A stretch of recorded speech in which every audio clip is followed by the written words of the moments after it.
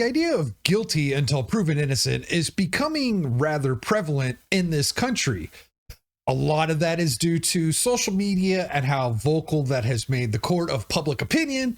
And then there's also the mainstream media that likes to lie and gaslight the American people on an hourly basis. This time, we've got Colorado Supreme Court disqualifies President Trump from ballot, citing insurrectionist rule. President Trump is disqualified from holding the office of president under Section 3 of the 14th Amendment to the United States Constitution. So what this means is Colorado now considers President Trump as, well, here, we'll read it here.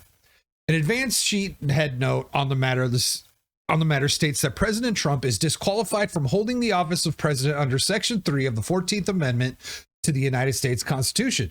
And since he is disqualified, it would be a wrongful act under the election code for the Colorado Secretary of State to list him as a candidate on the presidential primary ballot. It goes on to note that the court will stay its ruling until January 4th. So this isn't official yet. They've got what?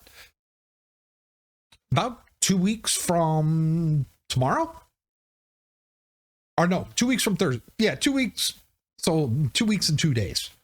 Anyway, this marks the first time a state court has determined that Donald Trump, and I think possibly any other person running for president, the leading contender for the Republican presidential nominee, ought to be excluded from state ballots.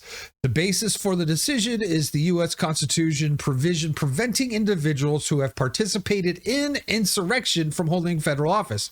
So they are saying he has participated in an insurrection. This was put to a vote by the judges on the Colorado Supreme Court. There wasn't any trial or anything. There has been no convictions. And you would think, insurrectionist traitor, you would, that person would be in jail. And for those such things, as a matter of fact, I believe being a traitor is punishable by death in this country. I have to double check that, but I'm pretty sure that's a thing. Minnesota and Michigan have both tried to do this, and the cases have been dismissed, contesting Trump's inclusion of the presidential ballot. Nevertheless, the matter is still undergoing legal proceedings in several other states. I'm pretty sure New Mexico is one of those states as well. This is going to set a precedent. This will now set a precedent in that, because the other ones didn't go to court. From what I understand, the ones in Minnesota and Michigan. This is all horseshit. Our democracy is under attack is something that the leftists like to spew. As a matter of fact, I want to say that was very prominent across the Joe Biden, Kamala Harris campaign. And there's even that supercut of the news channels about our democracy is under attack. This is extremely dangerous to our democracy. So, it's just one of those talking points. But in this case, they're actually removing the person who is leading the ballots across the the person who is leading the polls across the country. They are afraid of a President Trump go around number 2, which I think is absolutely ridiculous. Look, as I state, best president of my lifetime. The bar wasn't set too high. He did a lot of things that I liked. I mean, just look at the price of gas. Gas has gotten cheap recently here in this country, about 50 to 80 cents in some cases. But it's still over $1 more than what it was in my state than when Trump left. On the other side of this announcement from Colorado, we have Mr. Vivek Ramaswamy, who pledges to withdraw from Colorado GOP primary unless Trump is allowed on the ballot, demands DeSantis, Christie, and Haley do the same. So he goes, I pledge to it. Let's just look at the tweet. This is what an actual attack on democracy looks like, Ramaswamy said. In an un-American, unconstitutional, and an unprecedented decision, a cabal of Democrat judges are barring Trump from the ballot in Colorado. Having tried every trick in the book to eliminate President Trump from running in this election, the bipartisan establishment is now deploying a new tactic to bar him from ever holding office again, the 14th Amendment, he said.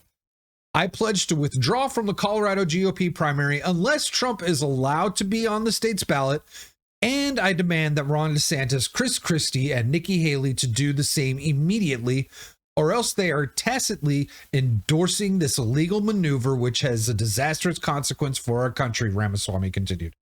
Now, look, I like the cut of Vivek's jib. I really like what he has to say. But he is at the bottom of the polls. I believe for the polls, it is Trump, Haley, DeSantis, and then Vivek. He doesn't stand a chance to win any of this. So him coming out and saying this is a bit of a virtue signal, in my opinion.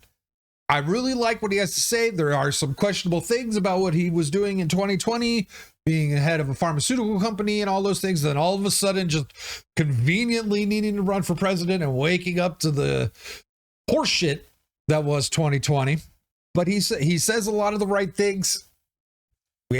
He needs more time to be out there to maybe expose himself for not being who he actually says he is. Kind of got to wait those things out. Personally, I see him.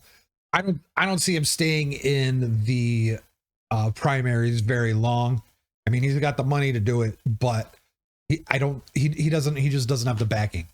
There's not enough people who are going for him, which is unfortunate because Nikki Haley is nothing but a giant warmongering neocon, and Ron DeSantis is one of the most fake people out there right now. It's really unfortunate to see his fall from grace. Anyway, would love to hear your thoughts below. Do you think that Colorado's in the right for removing Trump from this ballot? With all the crap that's been going on with him, with all the trials and everything, it seems like the current president is worried about Trump running again. Like maybe he couldn't win a second time because of the way that he has enabled his DOJ to go after Donald Trump. Let me hear your thoughts below. Hit that thumbs up. And if you haven't already, please subscribe. And until next time, have a good one.